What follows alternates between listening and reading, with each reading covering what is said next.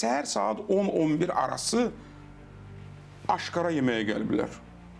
Gəlir, pul yazdırır ora, yeməyin yedi, çıxdı getdi.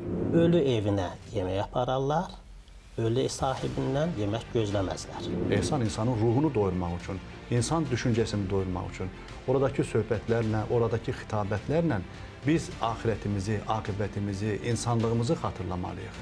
Yas düşüb, hələ cənazə yerdədir, hələ dəfn olmayıb, o tərəfdə dananı qışqırdırlar.